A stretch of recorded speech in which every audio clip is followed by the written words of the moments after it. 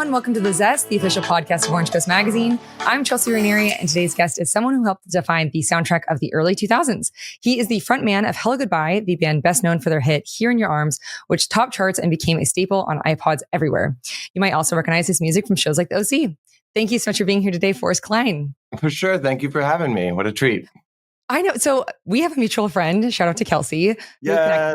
And when she told me that she was when she told me she was friends with you, I was like, what? Because I'm such a huge fan of Hellogoodbye. Like the songs Here in Your Arms and Oh It Is Love, like just immediately take me back to being a teenager in Huntington, which is funny enough, also something we have in common. Brings me back too. Yeah. Oh, it's so awesome. Well, speaking of growing up, can you share a bit about the bands that inspired you back then? The first band that made me want to be in a band was Blink-182. Oh, nice. Classic. Yeah. I mean, I was listening to I grew up on American oldies, K-Earth, when K-Earth was K-Earth or whatever. Yeah. And then, I just love that music with the Beach Boys, Everly Brothers, stuff like that. But then when I discovered Blink-182, it felt like something that maybe I could do myself, So it was really inspiring just in the way that honestly that they made it seem easy and fun. Yeah. Well, I read that you were in bands in middle school. So were you playing that more type of music? Yeah.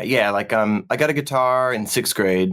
Didn't have any bands until about 8th grade. And then 8th grade started a band. And it was kind of like ska punk. Oh, cool. I had a song about Dawson's Creek. No way. I love that. Yeah. That sounds like it would probably be so fun. Have you seen those kids on TikTok that have blown up in their garage band? No. Meaning what? There's these kids, it's I don't know, maybe 5, they look like middle schoolers, maybe early high school, kids that just play in their garage and they do a bunch of covers. Okay, but they just see that. And I'm like, God, I wish I was a teenage boy in a band. It seems like it would be so fun. It was a great time. Honestly, it was a great thing to do growing up. I was skateboarding. And then as soon as I started playing in bands, it just took over because it was just way more interesting to me.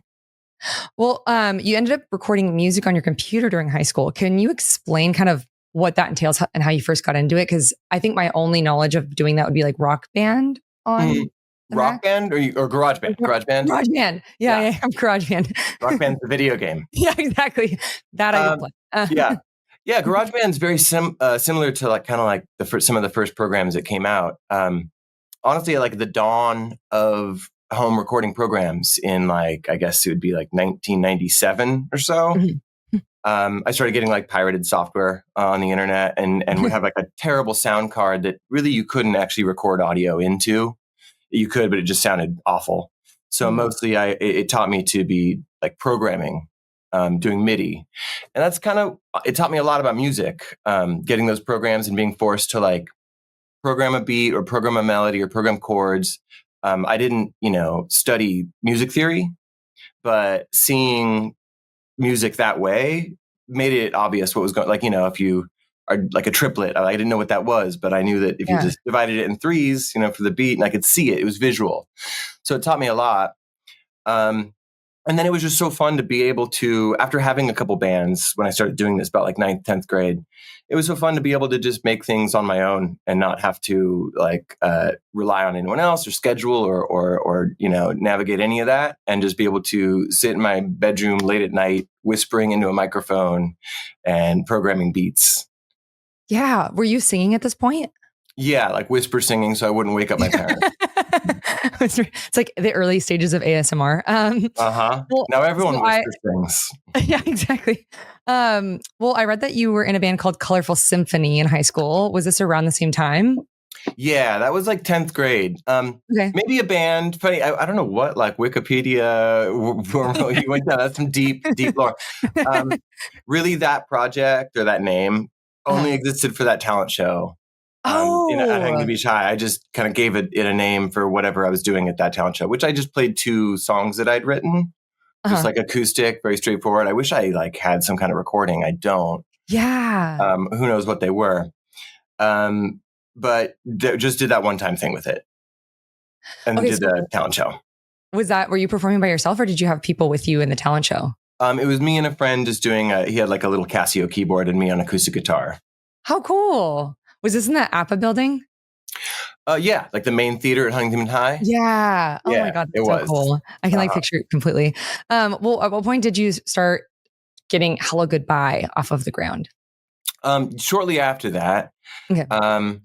again, I'd like had bands with people, and then Hello Goodbye was the first time that I was like, oh, I can just record this stuff on my own. And then I made like, I don't know, a handful of songs, 6, 12 songs or something. And then it was like rounding people up to play shows. Got it. So I didn't know that Hello Goodbye was just you. Like, I thought that it was a multiple. Right. I mean, I'm always playing with other people, but the birth of it was kind of a solo project. Wow, so cool. So you used to perform locally around Orange County. Can you share some of those first performances? Yeah, it's apropos because tomorrow we're actually playing Chain Reaction again. What? Yeah, you should come Where's out that? if you want. I think Kel's going. Chain What the Reaction in heck? Anaheim. You remember it, right? It's God, like yeah. VOD venue. So that's where Hello Goodbye would play constantly, honestly. They're in the Shut hub up. in Fullerton. Yeah, Jesse, who played back in those days and was a part of like writing a few of the first songs we wrote together. He's going to play, and it was just a fun thing that we did a tour about 6 months ago, and we were like, we should just book something at Chain and Yeah. have a good time. So that's the plan. My God, that's so cool. Well, Yeah, we're now throwing I'm it way back. definitely- We've got the Suburban Legends Oh my going to God. play. If you remember them, Limback, another Orange County legend. What's so crazy is everyone was obsessed with Hello Goodbye. I don't know that many people knew that you went to Huntington High School when I was there. I don't remember being like knowing that. Yeah. Wait. Were you? You're a little younger than me, and you went there after me. I'm 2010. Yeah, I was graduated 2010. Okay. Yeah, I guess I gotta go brand myself down there. I gotta like do some like assistant sit-ins or something. Make sure they know. Seriously, because it's such a cool, like, I feel like honored that I can claim that. But okay, so Here in Your Arms came out in 2005.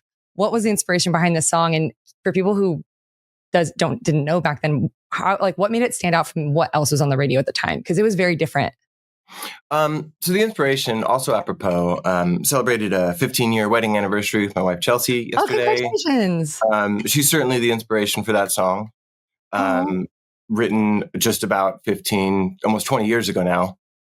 Wow. Yeah, which is cool. Also, I was really just honestly trying to do something like Digital Love by Daft Punk. Okay. That's what I wanted it to be. I guess it's pretty close, honestly. Yeah.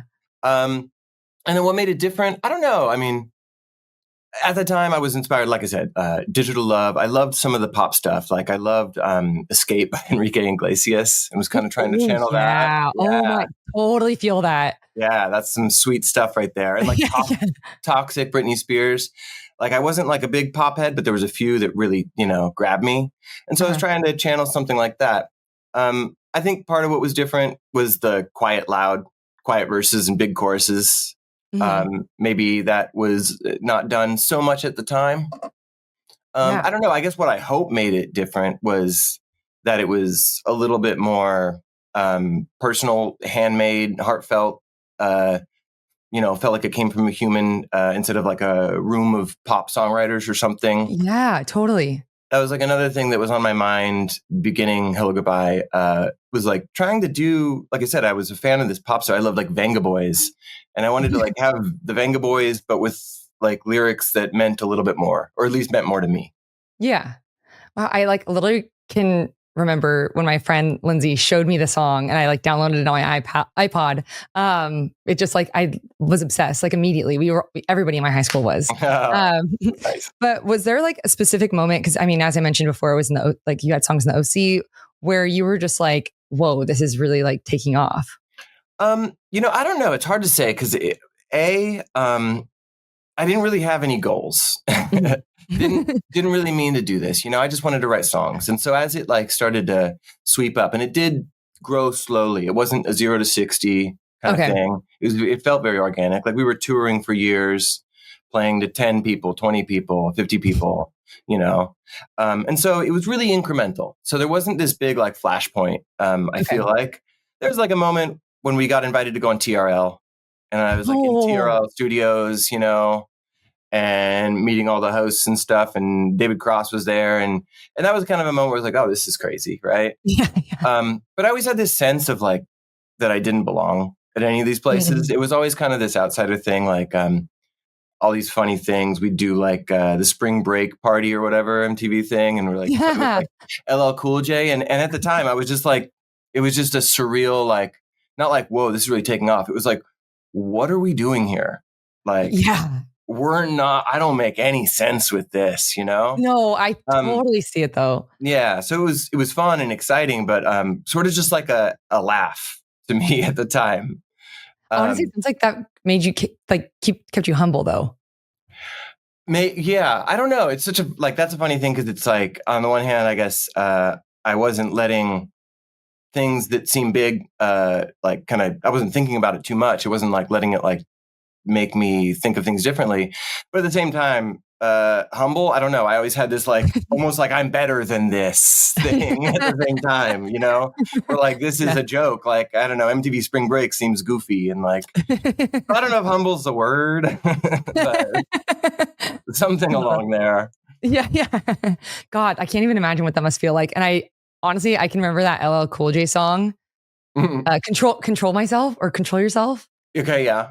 That song was like, I can almost guarantee that was the song he was playing for that because I remember I'm that sure, yeah. era. um, but speaking of all these major things you were doing, you toured extensively through the US as well as in Europe, including the MTV U tour and also with bands like 303, which still love to this day, and Love that. Paramore, love as well. That's right. Can you share some of those memories from that time?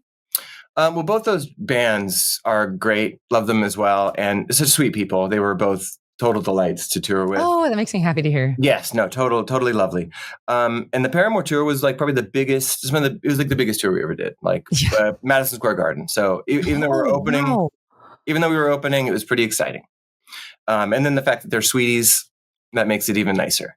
Yeah. Um, and that was a little later, so that was nice. Honestly, like the earlier times were nice as well, but they were overwhelming, you know? Mm-hmm. So when we were touring extensively, I was getting burnt out, and I didn't really want to tour in the first place. Like when we started, the first tour was kind of exciting. And then I was like, you know what? This isn't comfortable. I don't think I actually enjoy this. I was like fancying myself a Brian Wilson type. If you know the story, the No. lore of him, he like left the band, or you know, he basically was like, I'm going to stay home and make pet sounds and write and record, and you guys can go tour, but I don't want to do that. And I felt that way for a little bit when it was like particularly overwhelming, right? Mm-hmm. But then I came to love it, and now I love to tour. I love to travel, and it's all because of those experiences. Even though they were kind of hard at first, it taught me to like open my mind to it. Yeah. So I'm really thankful for that. Was Even though it Chelsea seemed with you? here and there, I mean, it was so much. We were touring like most of the year, like 9 months of the year or Wow. whatever. Yeah, there's like 2 years that were really crazy, right? Yeah. And yeah, it's like being gone most of the year. So she'd come out for big chunks of it, but could hardly even make a dent in the total, you know? Right. I feel like that would be the hardest part is being away from That was a your really person. hard part. It inspired a lot of songs. Oh, at least there's that. Yeah, exactly. Yeah. Yeah. Well, like what is touring like? Cause I am such a homebody. I understand why it would be hard in the beginning. Like, That's is it just, exactly what I mean. I was like a homebody. yeah. Yeah. So are you like, is it just go, go, go every single second of the day for 9 months? Well, hurry up and wait is the quote. Oh So yeah. it's go, go, go until then you have, an hour and a half to sit in a empty room or whatever. Like Yeah. it is go, go, go, somehow so pressure, so stress, so crazy. And then like, okay, just wait. We're not ready. Ah, So it's kind of the worst of both worlds in that way. yeah, yeah, yeah. Yeah, like an hour and a half is not even really that long to take a breath though, after all that. Yeah, in that sense, it feels that way too. Yeah, like every little downtime isn't even enough, even though it's sort of excruciatingly long, or can be. Yeah. Oh, what was it like performing at Madison Square Garden? I can't even fathom. Yeah, really exciting. Like everyone's parents were out, and that was Oh, a moment that felt very like, even though that was way later in the scheme of our career or whatever, mhm. that was kind of a moment where it's like, wow, this is taking off, Yeah. or at When you least see that, well, yeah, like when you see that big of a crowd, are you like able to process how many people there are? Or is it not even? kinda. In a way, those are the things that like those are easier. Like the room of 20 people Oh, is. I think a lot of people feel this way. Like a room of 20 people, and especially if it's like people that is so stressy. But like a room of like 20,000 is like, who cares? Like some people are gonna like it, some people are gonna hate it. What are you gonna do? It just feels a little detached in a way that can make it easier.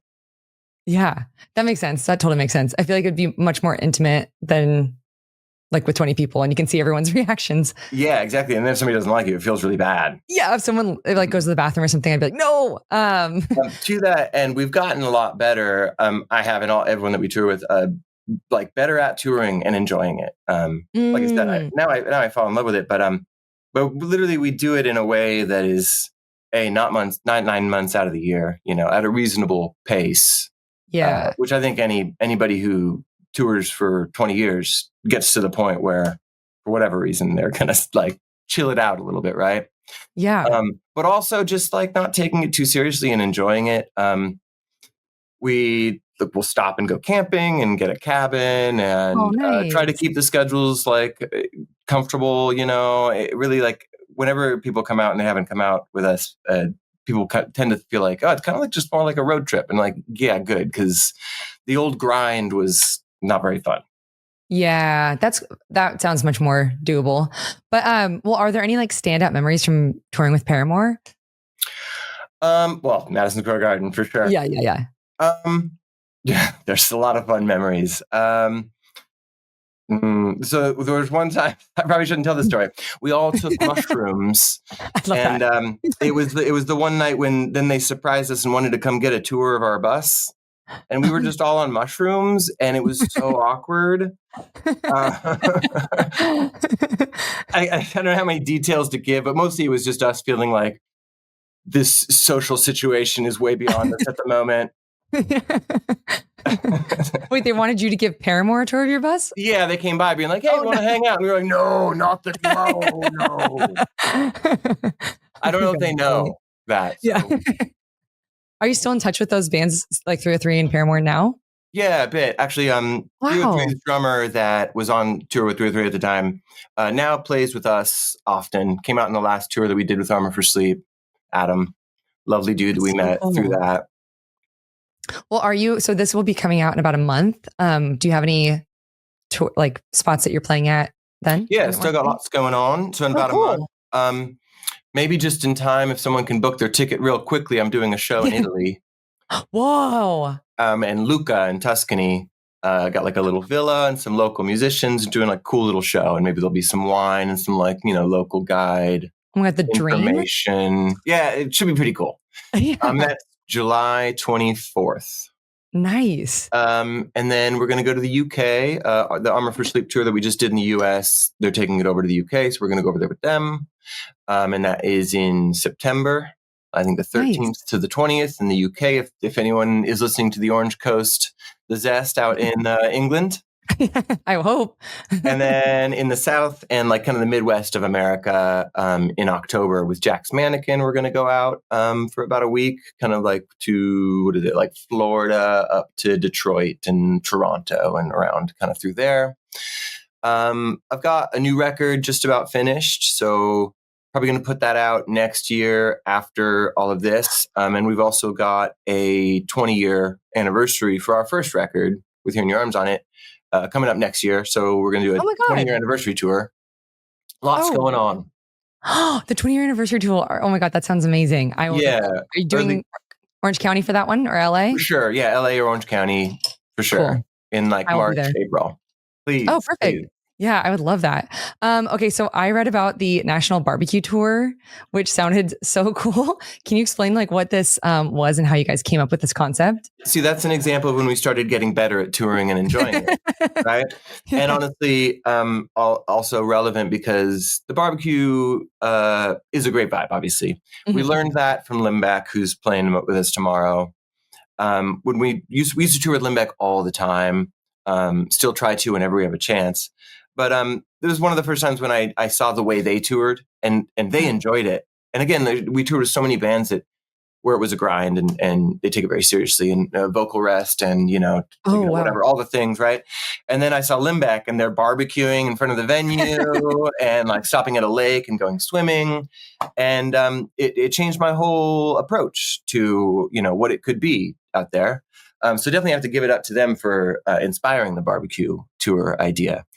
And so we just wanted to kind of show people that and share that like, we can all just set up a grill in the parking lot and hang out. And, it doesn't have to be all work. Wait, were you out there with your fans barbecuing? Yeah, that was the whole idea. It was every show we like got supplies and we grilled. That's so cool. Were people like, was it like overwhelming in any way, or was everyone pretty cool?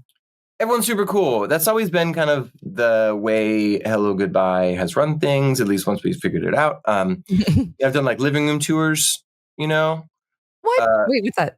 Yeah, I've done a couple living room tours where I just have put the call out and been like, if you have a living room, grand or quaint or whatever, and go around solo and bring in a guitar and playing shows in living rooms. A couple cool artists do that. And same thing where I like breaking down the walls and just kind of hanging out and making it comfortable and actually enjoying it instead of, again, like putting on this big facade of like VIP meet and greets or whatever, Right. Just trying to actually chill. Yeah. It sounds similar to what American Rejects is doing right now with like yeah, that's so cool. The living room tour sounds really, would you ever do that again? Planning on it. I loved it. I did it twice and it was one of the best things ever. Met so many cool people through it. People submitted crazy spots sometimes. Like really interesting, whatever, like somebody had like a great, backyard space or whatever. Or sometimes there'd be that house that, all of the young 20 somethings or young 30 somethings at this point live in and kind of like throw parties all the time and like have a little community, and you get invited into that where like people would probably go to that house's party anyways. Some of that, or even then people were submitting like, rich people had crazy nice houses and then you're like getting all treated. I met so many cool people through that. It was a great thing. I'll definitely do it again. Yeah. Oh my God. That sounds so much fun. Okay. So we've explored a lot of the amazing highlights of your career, but can you tell us about some of the key challenges that you faced along the way and how you overcame them? So burnout, like we touched on, was a big one. And that was just learning to say no. You have to put your foot down at some point. There was a time, and sometimes I regret it. When we were doing that grind of touring constantly, and we were booked to go to South Korea. Oh, whoa. And play a show. And I really wanted to, but then it was just like, it was, weeks on weeks on weeks on weeks. Everyone was getting sick. We were all feeling ill. And we were just like, look, we're not going. Like, that's I so feel like now, now I think it's a lot more normal. Artists cancel tours all the time, for just mental health burnout reasons. It wasn't so common back then. And like our record label was so mad, but we just had to be like, sorry, we're just not here for it. Got to take a break.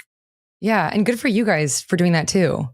Yeah, it felt good. And it was like a turning point when it was like, okay, look, we're not just going to go where everybody tells us to go all the time. We're going to have to be the masters of our own destiny and our own pacing a little more.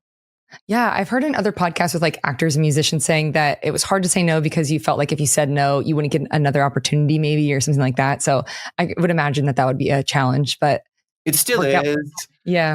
I still find myself wanting to say yes to everything, Yeah. But just learning that line after COVID was kind of like, it was all shut down for a while and I had come to love traveling, touring, playing for people.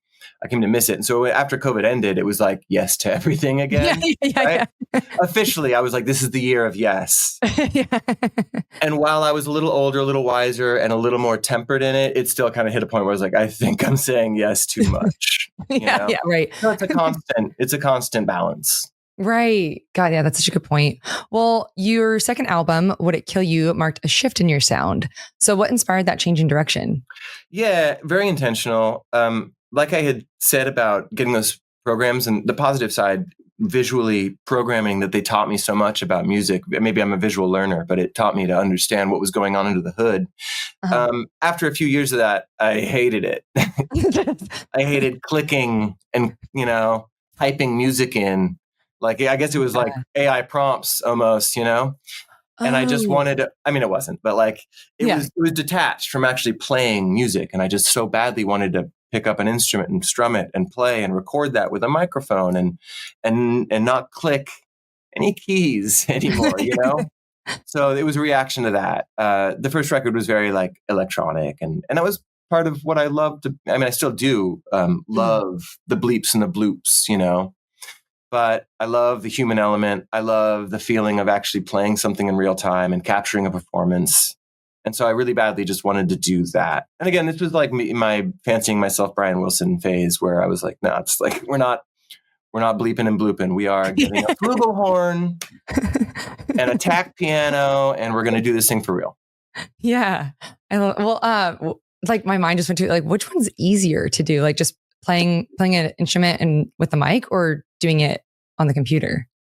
A good question. Totally different. I mean, once you put in the work and you learn an instrument and you're comfortable, then it's easy, but it takes a lot of work. And the clicking and clacking, it has a learning curve too, but I think it's quicker. So maybe, you can like open up a program and start making a beat. Almost anybody probably can work their way around that. Like, oh, kick drum, got it. It's, most people can make some simple music that way pretty quickly. Yeah. But that's the joy of like, once you, learn how to play an instrument, then it just is enjoyable to do it. I never even, at first I didn't want to be good at any instruments. Like I was inspired by Blink-182 and they were like always making a big joke about how like they're not good at their instruments. Right.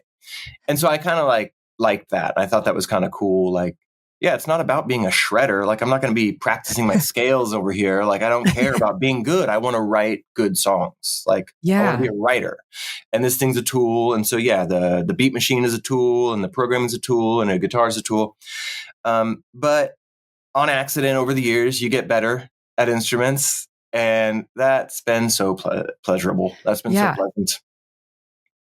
I can imagine. Like, do you have that like flow state with playing an instrument? 100%. And thank God for that. That adds so much to my life. I recommend that to anyone. You can get it with most instruments. Piano I can just hours just disappear. And I think it's really good for my soul. Yeah, totally. Well, you produced and recorded Never Shout Never's The Summer EP. What was that experience like and how did it differ from your work with Hellogoodbye? It's always cool to work with somebody in that capacity as a producer. I love being able to step out and put myself in a particular role, that's somewhat defined. I guess I have a hard time sometimes collaborating with people in a very nebulous way where it's like, hey, we're all just going to try to make, and I'm like, what's my role? And so I love when it's like, I'm the producer. I'm not writing these songs. I'm not going to worry about that. I'm not singing them. I'm not going to worry about that, and being able to put myself in a place like that where I can interact with the project under specific terms. Love that. Specifically working with Chris was great. He's a really sweet kid. He lived at the house with us for 2 weeks while we recorded it. What? Which was cool. Yeah. Put him up. Got to actually had Pat from Limbeck came and played some guitar on it. Got to have all my friends come play musicians on it. It was great. And it's cool. Fun whenever I sometimes I forget that I did that. And then like I'll go to an emo night and they'll play a Never Shout Never song. I'm like, oh shit, I recorded this. So what is it like? What is your role as a producer? Like, what do you do in that position? In this particular instance, I was producer and I guess engineer because I was actually, hooking everything up and it was my studio and, using all the gear. Sometimes the producer wouldn't be the engineer. But in this case, it was taking the songs that are written, and shaping how they should be put down. Restructuring them a little bit, just kind of going with like what instrumentation should happen and how we should record it. But less, I'm not worried about like the lyrics or, I'm just trying to understand what, Chris, in this case, the artist is going for, channel that for them. Yeah. That sounds really fun. it's fun to do. Again, like to be in different roles. Like if someone's just like, "Hey, play guitar on this," I'm like, "Cool." Yeah. I'm just playing Yeah. guitar. Love that. Yeah. I love a rubric. I love to be able to know exactly what is expected of me and what I need to Same. do. Yes. Yes. Structure is my friend. Well, I have to ask, what inspired Ode is Love, and what got you into that process? Was it also your wife? Yeah, that's like one of the, that's a product of all the being away from each other. Really? Yeah, that's I one had of a the feeling when you mentioned that, maybe it was that song. totally. That's like the first one that comes to mind. It's actually I think it's the only song that I really completely wrote while traveling. Usually, Wow. usually, you don't find much time. The way I was describing it, it's all, and I do prefer having like, everything at my fingertips. So usually I don't get a lot of writing done, maybe just like lyrics making a notepad. But that song, I wrote the whole song one night in the van, sleeping in the van, missing Chels. Oh, that's so sweet. Do you remember playing those songs for her and what her reactions was? Yeah. She's always really sweet about those. I mean, and I think even more over the years, it's a sweet thing. Oh, I would love to at your wedding, did you guys play those songs? No, Okay, that's trying not to, right. That's fair. I would literally be like, if I was her to be like, this is for me and this is for me and this one's for me. I That's so nice. know, tempted, Yeah. but no. Yeah. We stuck with the classics, the Beatles and the Beach Boys. Nice. That's a good move. There's a lot of good love songs out there that I didn't write. Yeah. Well, is there anything else that you would like to shout out for listeners to keep an eye out for? So we talked about next year, you have the 20th anniversary tour and a new album. And then throughout this year, you're also traveling. But was there anything else that we might have missed? Mostly just to pinpoint that new album. I'm not sure exactly when it'll be out. It's just about done, but we're just kind of trying to like figure out when to put it out around the 20-year and everything else that's going on. Mm-hmm. But do keep your eyes peeled for that. Pretty excited about it. Awesome. And I'm assuming, will that be on your guys' social media page when you launch it? Yeah. Cool. Well, we are coming to the end of our time, but before I let you go, I have 3 final questions for you that we call the Thoughtful 3. So I'm most excited for this question, but what's something about the creative process that still surprises or excites you after all these years? So I love how a song can completely change from where you start. I love how you get inspired by the process. You get like an initial idea that you're excited about, and you try to capture it as best you can, and then it comes out maybe a little off, and then you realize, oh, it's always been this, and I love that because a lot of times, the songs.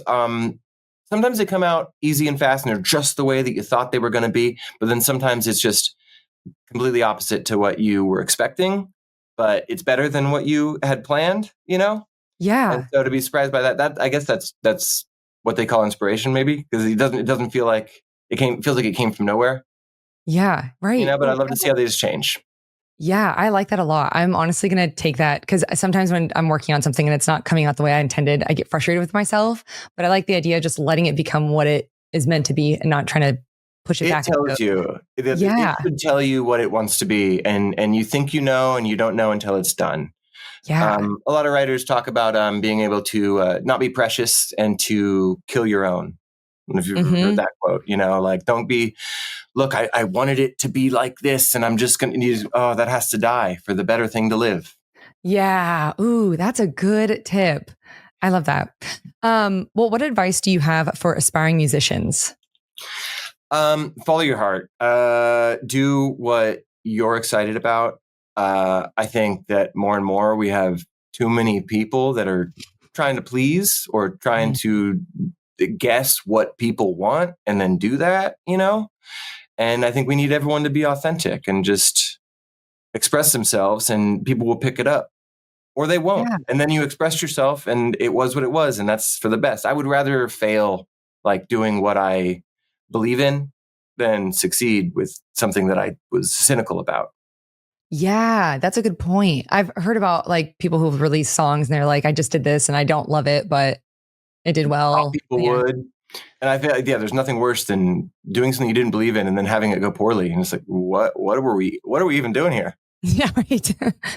Well, lastly, what skills or qualities do you feel have been crucial to your success? I guess perseverance, nothing's going to stop me. I'm just going to keep going. And wherever, ebbs, flows, peaks, valleys, I'm not planning on stopping or going anywhere. I'm just going to do, like I said, what I do, and what comes along comes along. And if not for that, I might have stopped. Mm-hmm. Yeah, right. Oh, well, I love it. Well, thank you so much for doing this. Big shout out to Kelsey. Thank you for setting sure, this up. Dog. Yeah. I really appreciate your time. This was such a dream. So thank you again. Absolutely. Thank you for having me. Of course.